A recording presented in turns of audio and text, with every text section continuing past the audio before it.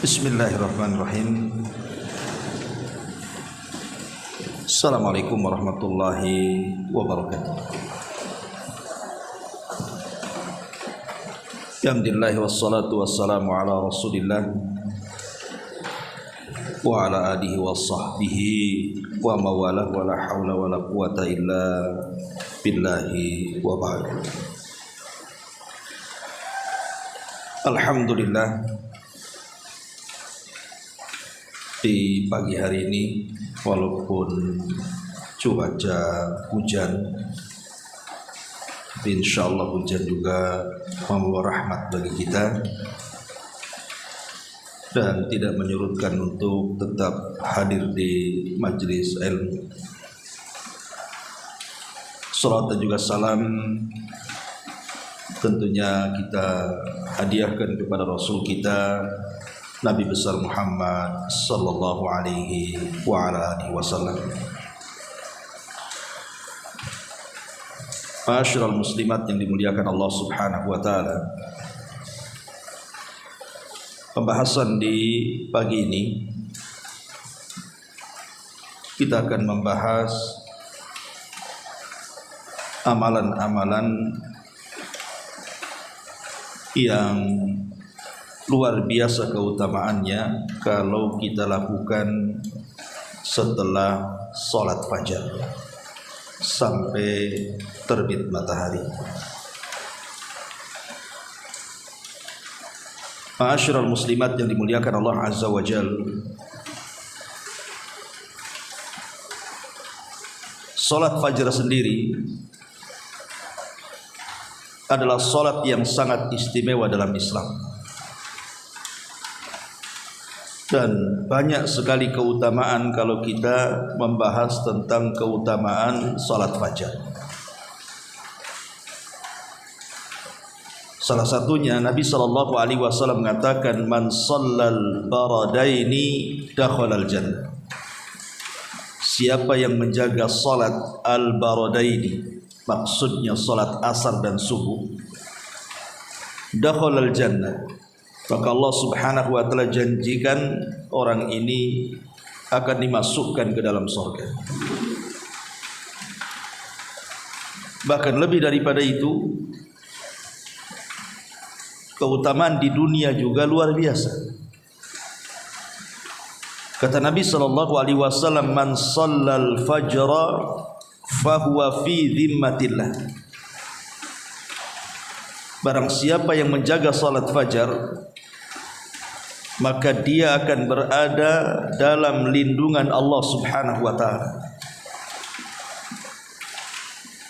Jadi kalau kita melaksanakan salat subuh tepat waktu, tentu bagi laki-laki ke masjid, wanita cukup di rumah dan di masjid juga boleh,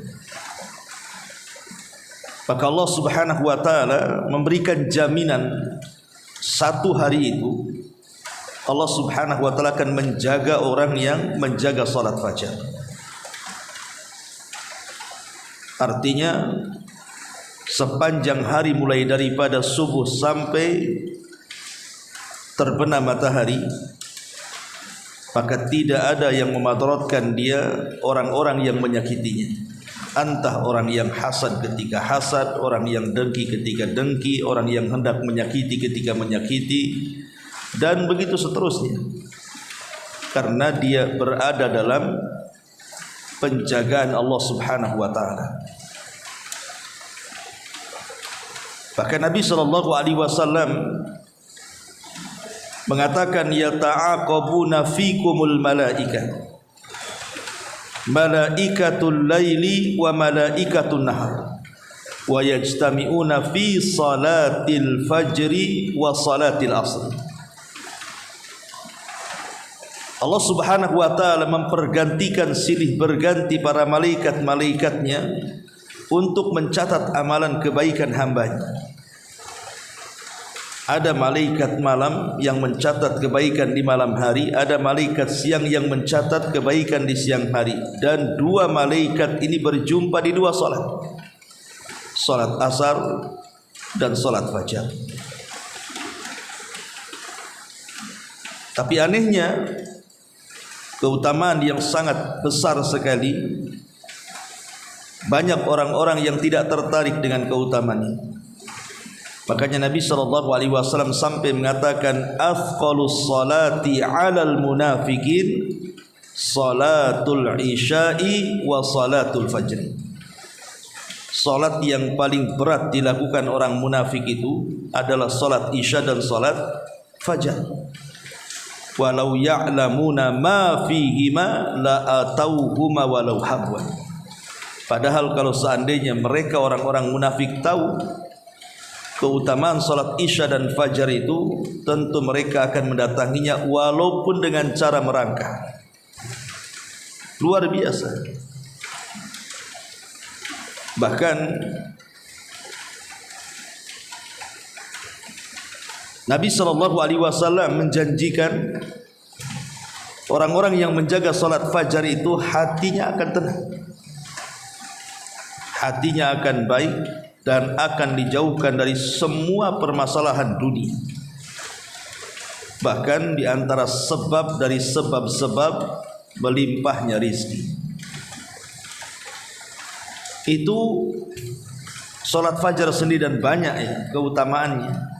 Dan yang paling besar tentunya adalah dari semua keutamaan orang yang menjaga salat fajar adalah ru'yatullahi azza wa jalla, di mana orang dijanjikan oleh Allah Subhanahu wa taala akan memandang dia kelak pada hari kiamat.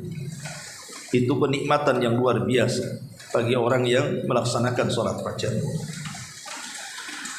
Tapi yang ingin saya jelaskan bukan keutamaan salat fajar, kan ini kan sesuatu yang ma'ruf, sering dijelaskan. Yang ingin saya jelaskan adalah ada beberapa amalan yang kalau kita lakukan setelah salat fajar, pertama Allah akan luaskan rezeki. Yang kedua, Allah Subhanahu wa taala akan berkahi kehidupannya. Bukan hanya kehidupannya, hartanya, keluarganya, usahanya, dan apapun yang dilakukan. Kemudian yang ketiga, akan mendapatkan pahala sebanyak-banyaknya. Jadi 1 jam setelah fajar ini keajaibannya luar biasa. Nanti kita akan jelaskan apa saja amalan yang harus kita lakukan setelah salat fajar ini. Pertama, hindari tidur. Hindari tidur setelah fajar. Karena di antara petunjuk Nabi SAW dan juga para sahabat Nabi SAW, apabila mereka selesai melaksanakan salat fajar, mereka duduk di tempat mereka salat sampai terbit matahari. Dijelaskan dalam Sahih Muslim dari hadis Sammak ibn Harb, dia mengatakan, aku berkata kepada Jabir ibn Samurah, akunta tujalisan Rasulullah sallallahu alaihi wasallam. Kata Sammak kepada Jabir ibn Samurah, apakah engkau sering duduk-duduk bersama Rasul? Maka Jabir ibn Samurah mengatakan, na'am kathiran, ya tentu kami banyak duduk-duduk bersama Nabi sallallahu alaihi wasallam. Kemudian beliau mengatakan, kana la yaqumu min musallahu alladhi yusalli fihi subh. Kata Jabir ibn Samurah, Nabi itu tidak pernah berdiri pergi dari tempat salatnya selesai salat fajar, hatta tatlu asyams, sampai matahari terbit. Fa idza tala'ati syamsu qama, apabila telah terbit matahari, barulah kemudian Nabi SAW berdiri. Kemudian selepas itu para sahabat Nabi SAW mereka pun saling berbincang-bincang soal masalah-masalah jahiliyah yang dulu pernah mereka lakukan. Terkadang sebagian mereka tertawa dan tersenyum. Artinya bahwa tidak tidur setelah salat fajar dan tidak beranjak dari tempat salatnya itu kebiasaan Nabi. Itu kebiasaan para sahabat Nabi SAW. Bahkan Nabi SAW secara khusus mendoakan waktu ini. Apa kata Nabi SAW? Allahumma barik li ummati fi bukuriha. Ya Allah, berkahi umatku di waktu paginya. Bayangkan sampai ada doa khusus. Rasul memberkahi di waktu pagi. Artinya di sini orang-orang yang mereka tidur setelah subuh berarti tidak terkena doa Nabi di sini. Dan orang-orang yang terbangun setelah sholat subuh kemudian tidak beranjak dari tempatnya berarti dia terkena hadis ini. Dia akan mendapatkan banyak berkah dalam hidupnya. Makanya wajar kalau Nabi SAW sering saya jelaskan, kalau mengutus pasukan perang tidak pernah mengutus kecuali setelah fajar. Karena di situ adalah waktu berkah. Waktu yang sangat berkah sekali. Adapun hukum tidur setelah fajar itu sendiri menjadi khilaf ulama.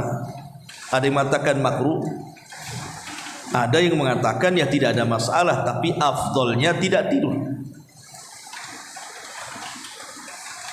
Tetapi kata Imam Ibnul Qayyim rahimahullahu ta'ala dalam kitabnya Zadul Ma'ad, dia mengatakan naumus subhi yamna'ur rizqa li'anna dhalika waqta tutlabu fihi al-khaliqatu arzakiha wa huwa waqtu qismatil arzak. Tidur setelah subuh, kata Imam Ibnul Qayyim rahimahullahu ta'ala, itu bisa mencegah rizki. Karena di waktu itu Allah subhanahu wa ta'ala sedang membagi-bagikan rizkinya kepada hambanya. Dan senada dengan yang dikatakan Al-Hafidh Ibnu Hajar rahimahullahu ta'ala dalam kitabnya Fathul Bari, wa qad warada anna rizqa yuqassamu ba'da salati subhi wa annal a'mal turfa akhirun nahari. Dan telah datang riwayat bahwa rizki itu Allah bagi setelah sholat subuh, dan amal itu akan diangkat di akhir siang, waktunya di waktu asar. Maka kalau kita melihat ya, jangan cerita ajaran Islam.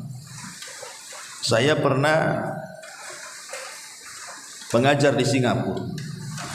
Saya lihat orang-orang sana ya, itu pagi-pagi buta itu sudah bangun. Kemudian mereka pun sudah pada keluar, dan jalan mereka lebih cepat daripada jalan kita.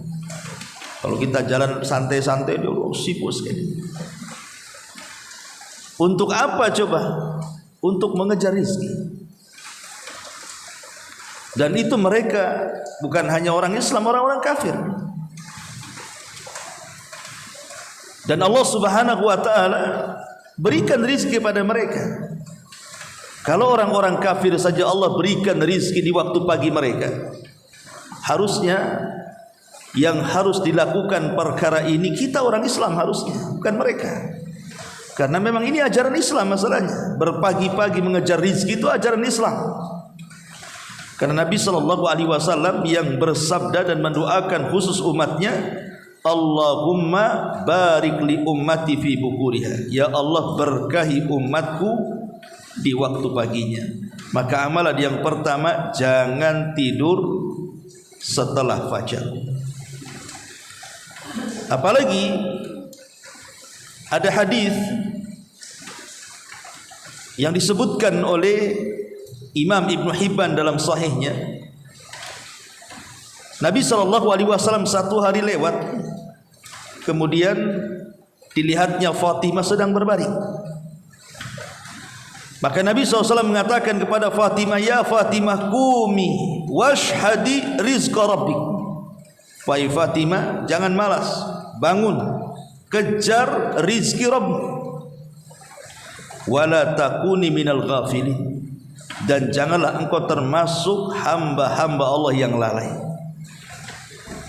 Fa innallaha yuqassimu arzaqan nas ma baina tulu'il fajri ila tulu'is syamsi.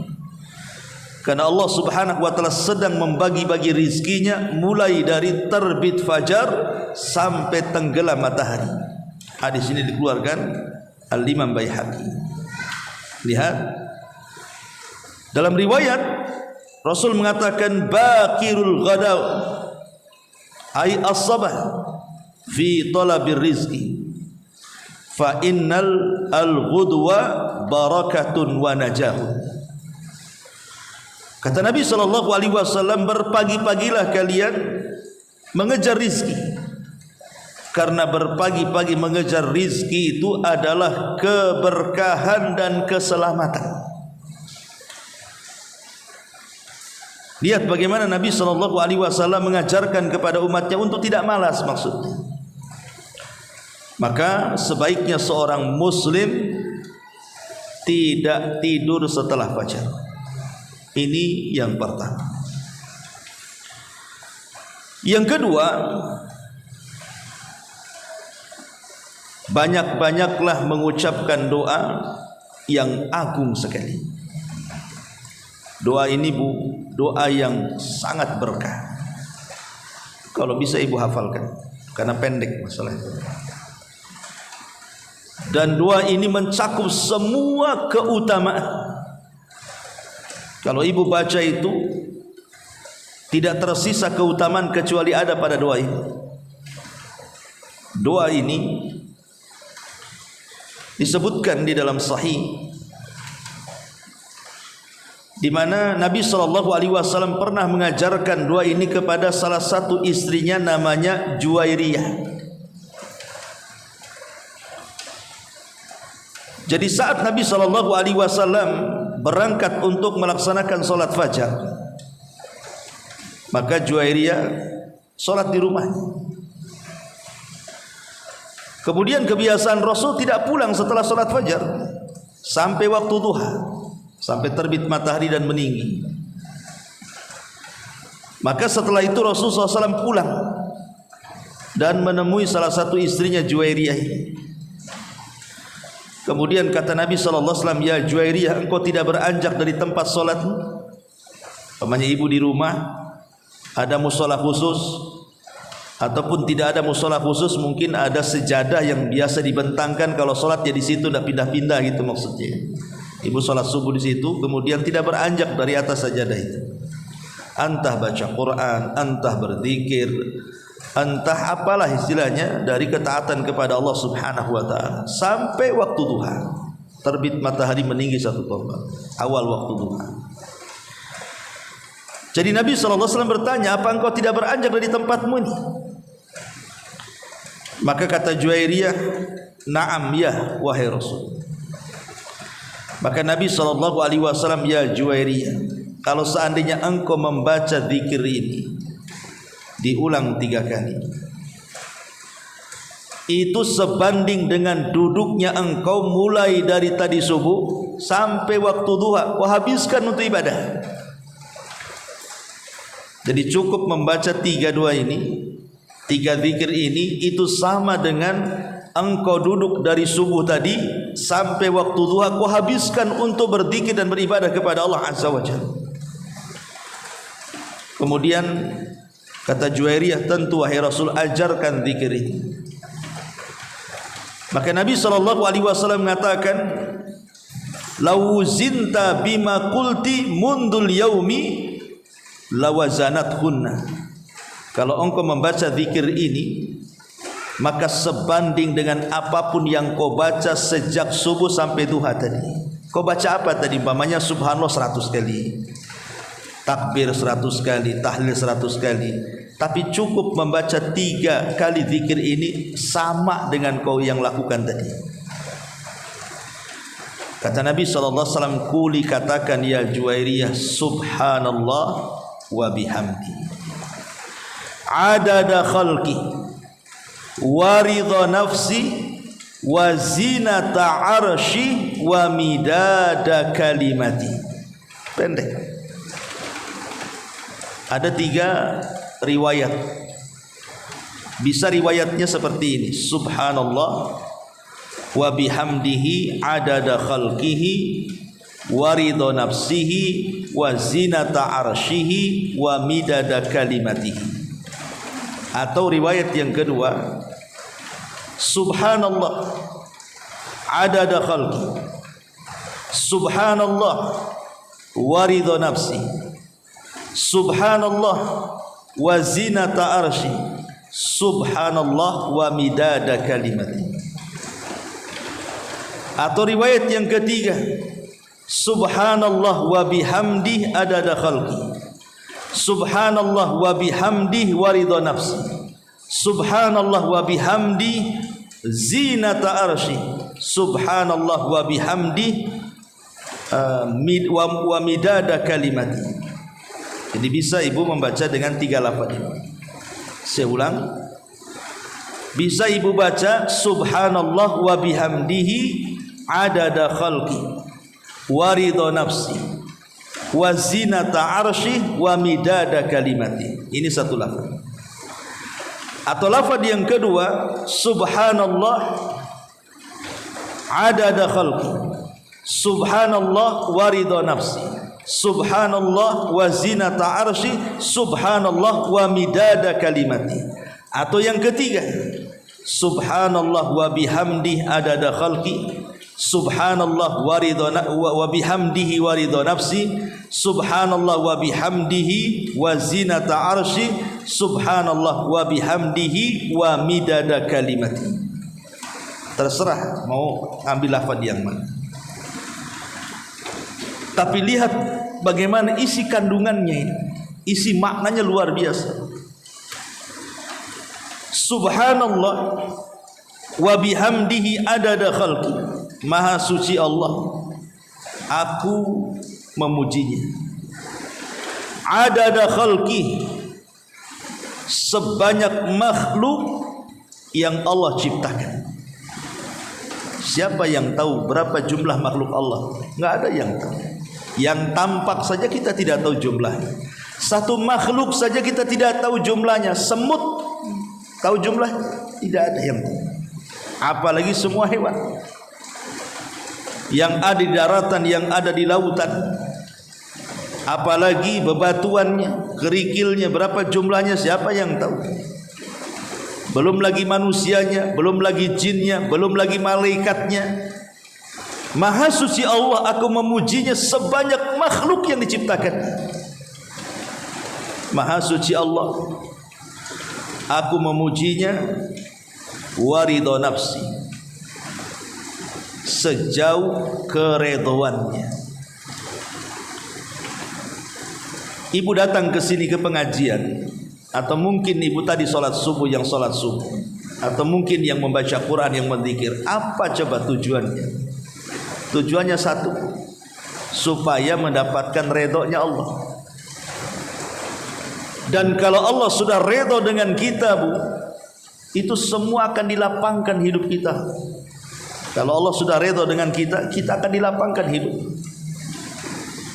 Makanya di sini Maha suci Allah, aku memujinya sejauh keredhoannya, kerelaannya. Maha suci Allah, aku memujinya seberat timbangan arsy-Nya.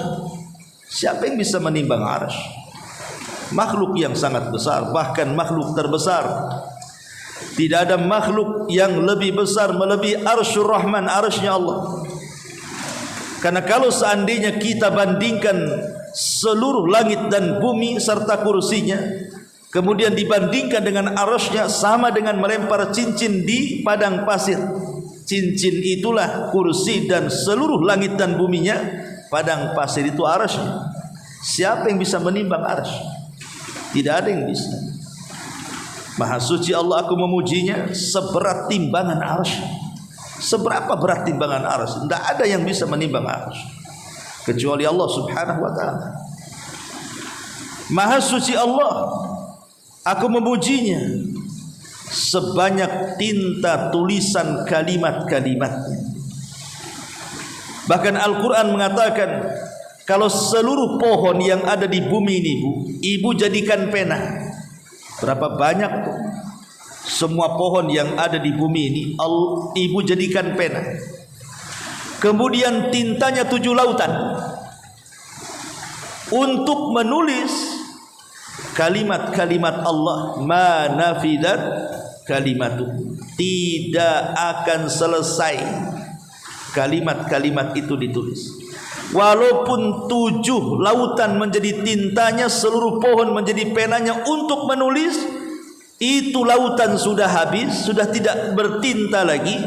Kalimat-kalimat Allah tidak bisa kita tulis lagi. Masih banyak lagi kalimat-kalimat. Lihat bagaimana kandungan zikir ini, Bu, ini luar biasa. Makanya ulama sangat menganjurkan, sebenarnya bukan hanya dibaca selepas subuh saja, dibaca kapan saja. Tetapi kalau seandainya dibaca setelah subuh itu lebih baik lagi, karena memang Rasul mengajarkan zikir ini kepada Juwairiyah setelah sholat subuh, ya. Dan ini juga kalau seandainya mungkin satu waktu ibu tidak bisa duduk dari mulai subuh sampai duha karena mungkin lelah letih, malamnya capek gitu ya, atau kemarin ibu kerja kurang istirahat, maka ibu bisa baca zikir ini kan 3 kali. Itu sudah cukup sama dengan ibu duduk dari subuh sampai terbit matahari kan. Ya, tapi tentu orang yang duduk dari subuh sampai terbit matahari dengan berbagai macam ibadah yang dilakukan plus dengan zikir ini jauh lebih baik maksudnya. Tapi kan waktu-waktu tertentu kadang-kadang kita malas, ya, karena lelah letih, akhirnya kita pengen tidur, pengen istirahat. Minimalnya baca zikir ini, itu maksudnya, karena ini sudah bisa mencukupkan semuanya tadi. Kalau seandainya ibu berzikir nih, baca subhanallah 100 kali, takbir 100 kali, tahlil 100 kali, semua dibuat 100 kali atau lebih daripada 100 kali, dengan membaca zikir ini sudah mewakili semuanya. Luar biasa, ya. Dan zikir ini mudah dihafal. Subhanallah wa bihamdihi adada khalqi wa ridha nafsi wa zinata arsy wa midada kalimati. Kan pendek kan ya, masa enggak hafal? Kalau uang aja hafal, zikir masa tak hafal, ya. Jadi ini yang kedua, jangan tinggalkan zikir ini. Tentu ini selain zikir daripada pagi dan petang kan, ya. Karena zikir ini ibu akan meraup pahala sebanyak-banyaknya. Bayangkan, sebanyak makhluk yang diciptakan, sebanyak keridhaannya, seberat arasnya, sebanyak kalimat-kalimat yang dituliskan. Berapa tuh pahala yang akan didapat coba?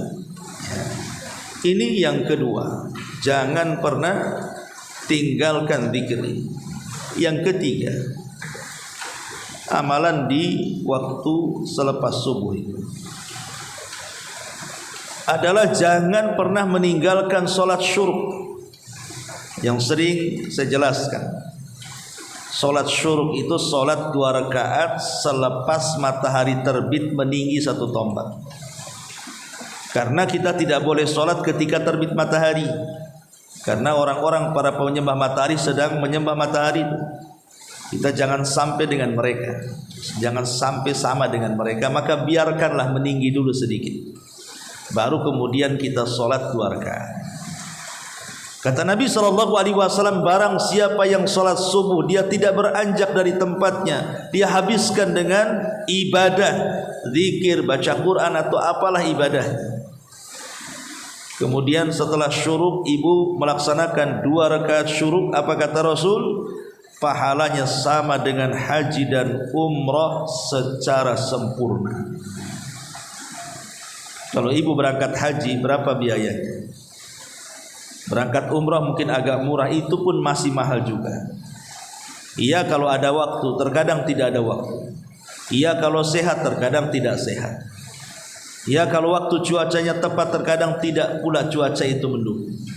Banyak terkadang terhalang orang untuk haji dan umrah itu, entah dari biaya atau kesehatan. Tapi cukup melaksanakan sholat syuruk, mulai dari subuh kita melaksanakan subuh, kemudian tidak beranjak kita gunakan untuk ibadah. Kemudian setelah matahari terbit meninggi 1 tombak kita lakukan 2 rakaat syuruk. Kata Rasul, pahalanya ka ajri hajjati wal umrati taman, seperti melakukan ibadah haji dan umrah secara sempurna. Rasul sebut 3 kali dalam riwayat. Ya.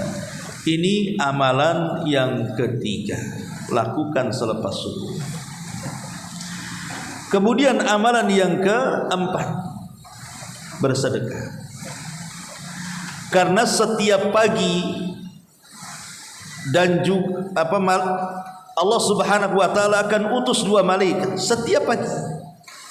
Allah akan utus 2 malaikat. Dan 2 malaikat ini dua-duanya berdoa. Apa doanya?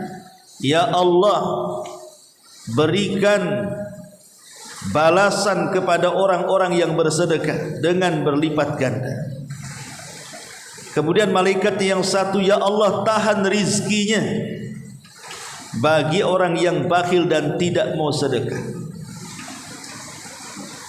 Lihat bagaimana para malaikat setiap pagi mendoakan kepada orang-orang yang bersedekah.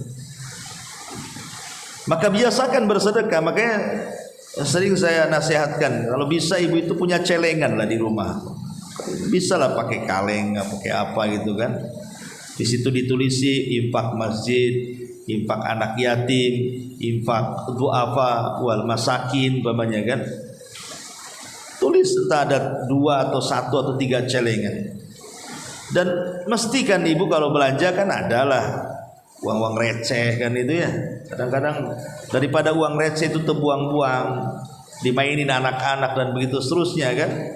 Kan itu kita bisa berinfak. Infak kan tidak harus banyak. Ya, mungkin ada uang receh cuma 1000 perak atau 500 perak kan. Tapi ibu infakkan setelah sholat fajar, maka ibu kena doa malaikat. Masukkan, nanti kalau sudah banyak baru kita hantarkan. Tapi kita masukkannya itu setelah sholat fajar itu. Maka malaikat ketika itu berdoa. Kalau seandainya kemudian ketika ibu masukkan tuh entah uang 1000 perak atau 2000 perak setelah sholat fajar bertepatan dengan doanya malaikat, berapa rizki yang ibu akan dapat coba? Karena lipatan orang infak itu 700 kali lipat dari yang kita infakkan. Itu kalau 1 kali infak. Kalau setiap hari infak, walaupun tidak banyak kan, pasti Allah Subhanahu wa taala akan berikan rizki dari arah yang tidak disangka-sangka. Ini amalan yang keempat. Amalan yang kelima, perbanyak istighfar. Kalau ingin diluaskan rizkinya, maka baca istighfar setelah subuh. Perbanyak baca istighfar. Astagfirullah, astagfirullah, astagfirullah.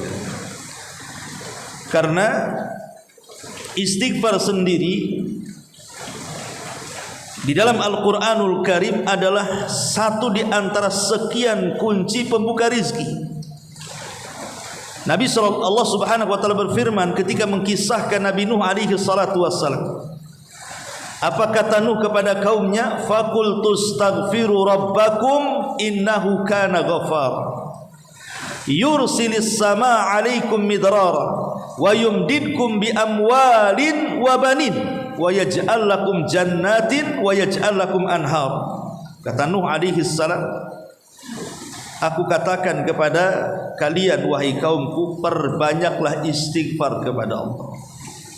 Karena Allah itu zat yang maha pengampun kepada kalian. Maka siapa yang banyak-banyak istighfar, kata Nuh kepada kaumnya, yursilis sama alaikum midrar, Allah akan hujani kalian. Dengan hujan itu berkahlah kalian. Wa yaj'al lakum yursilis sama alaikum midrara wa yumdidkum bi amwalin wa banin. Allah akan perluas harta kalian dan Allah akan perbanyak keturunan kalian. Wa yaj'al lakum jannatin wa yaj'al lakum anhara, dan Allah akan suburkan tanaman-tanaman kalian dan Allah akan aliri sungai-sungai kalian. Lihat faedah istighfar.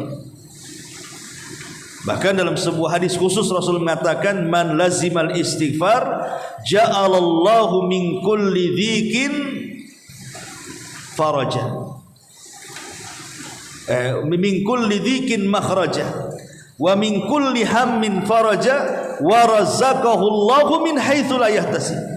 Kata Rasul, barang siapa yang melazimkan istighfar, maka Allah akan keluarkan dari kesempitan kepada kelapangan, dari kebingungan kepada kebahagiaan, dan Allah berikan rizki dari arah yang tidak disangka-sangka.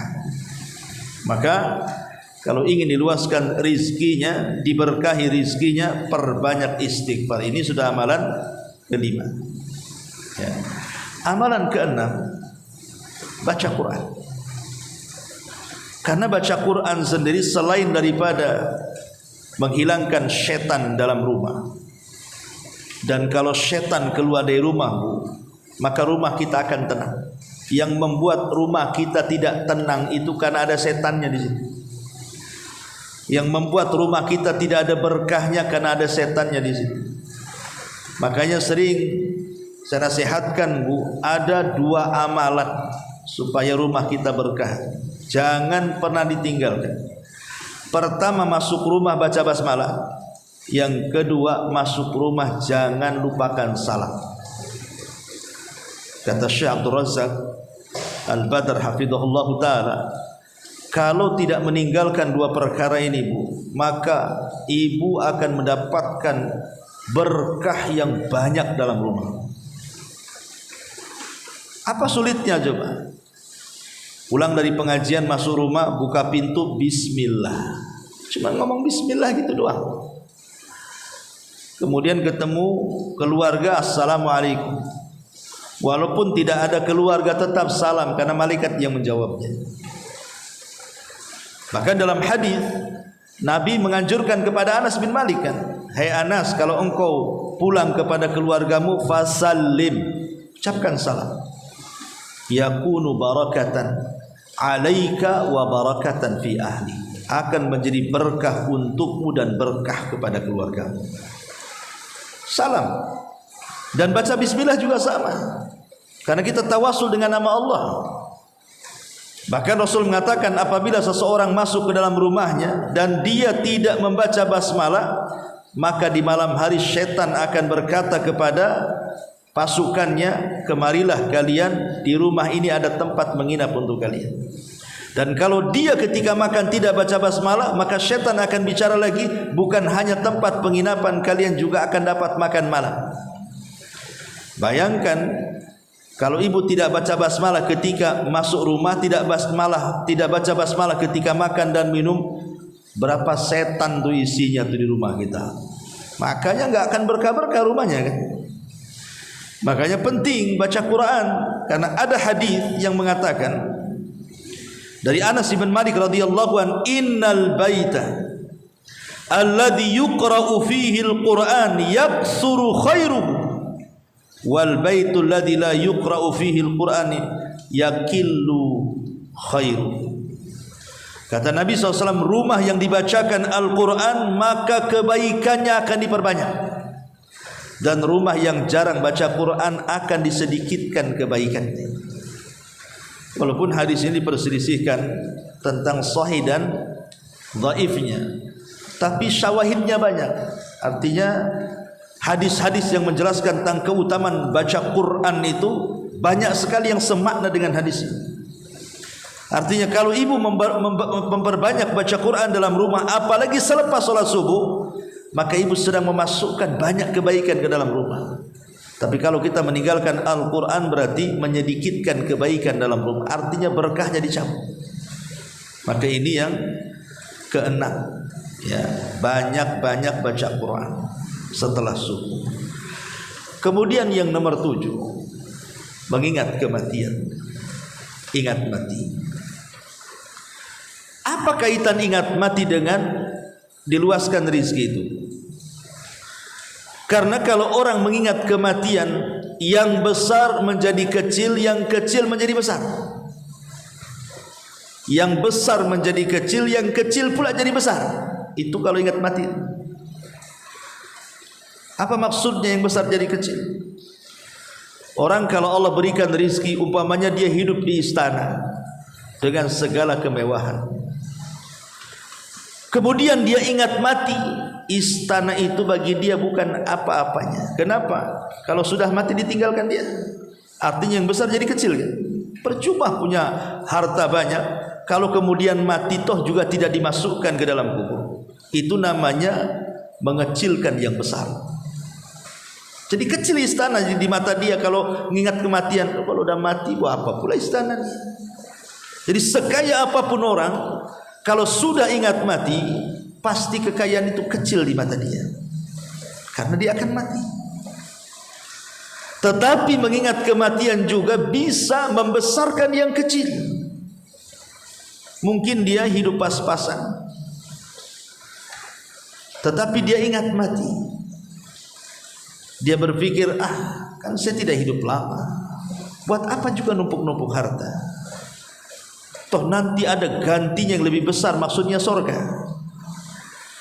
Akhirnya dia tidak terpikir soal yang besar kan, karena terpikirnya dia akan mati dan dia akan mendapatkan yang lebih besar daripada yang ada di dunia. Ujung-ujungnya akhirnya dia redha dengan pemberian Allah. Ketika redha dengan pemberian Allah, dia pun tenang hidupnya. Makanya Nabi SAW mengatakan, man asbaha aminan fi syirbihi mu'afan fi jasadihi walahu qutu yaumihi faka'annama hizat lahu dunya, kata Rasul.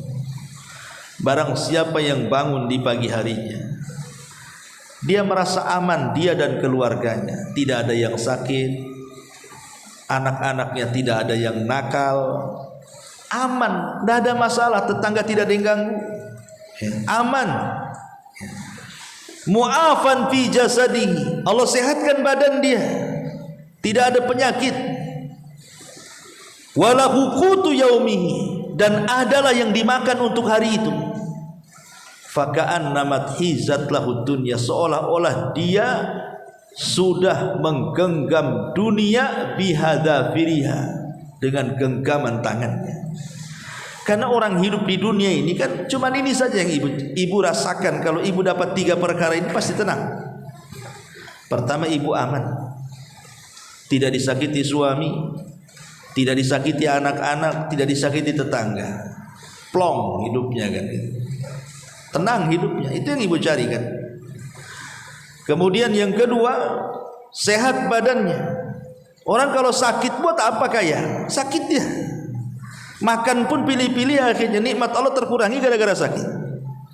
Tapi kalau badan apalagi sudah faktor U ya, sudah di atas 50-60 tuh, itu kalau bangun sehat itu senang kan. Sebab kalau sudah faktor U itu bangun sudah sakit pinggang sana pinggang sini, itu dah gak kerasan kita hidup tuh. Ingatnya kalau nggak apotek ya rumah sakit kan gitu. Apalagi yang diingat konsultasi dokter. Kemudian ada yang dimakan, nggak pusing dengan kira-kira besok makan apa. Ada yang dimakan, walaupun untuk hari itu saja. Ibu sudah menggenggam dunia, tuh apa yang dicari itulah. Sebab kalau salah satu dari 3 perkara ini hilang, lenyap dari diri kita, nggak tenang hidup kita tuh. Oke lah, dia cukup makan, cukup sehatnya, tapi tidak aman hidupnya, disakiti dengan pasangannya, stres hidupnya kan. Oke, pasangan bagus, anak-anak bagus, tidak ada masalah, tapi ibu stroke, apa-apa juga kan begitu.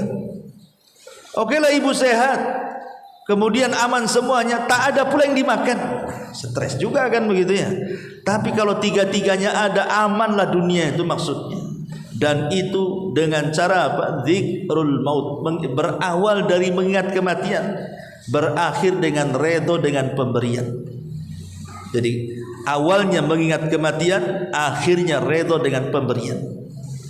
Maka mengingat mati itu juga salah satunya adalah meluaskan rizki. Maksudnya rizki hati ya, karena sekaya-kayanya manusia adalah yang kaya hatinya. Kata Nabi SAW, sekaya-kaya manusia itu yang kaya hatinya, bukan yang kaya harta bendanya. Ini amalan yang ke-7. Dan yang terakhir, amalan yang dianjurkan selepas subuh adalah berdoa. minta kepada Allah. Pamannya ibu di rumah nih habis sholat subuh tidak beranjak, nanti suami jam 7 keluar mau cari kerja. Ibu berdoa kepada Allah, ya Allah langkahkan suami saya supaya dia dapat rizki yang baik, rizki yang halal, dimudahkan langkahnya, dimudahkan rizkinya, pulang dengan selamat. Begitu Bu. Karena itu rahasia rizki kita ada di situ tuh masalahnya. Doakan suami yang mau pergi kerja supaya selamat di perjalanannya, sehat badannya, balik lagi dengan selamat, menyenangkan keluarganya. Berdoa banyak-banyak. Itu waktunya waktu berdoa, karena itu waktu berkah. Makanya di sini jangan pernah tinggalkan 8 amalan ini. Inilah di antara keajaiban 1 jam selepas subuh ya. Wallahu a'lam bishawab. Ini yang bisa saya sampaikan. Dan kalau ibu mau mengamalkan 8 perkara ini, luaslah rizki kita, banyaklah berkah kita, dan ibu akan mendulang pahala sebanyak-banyaknya. Taib, sebelum saya tutup, kalau ada yang bertanya silakan.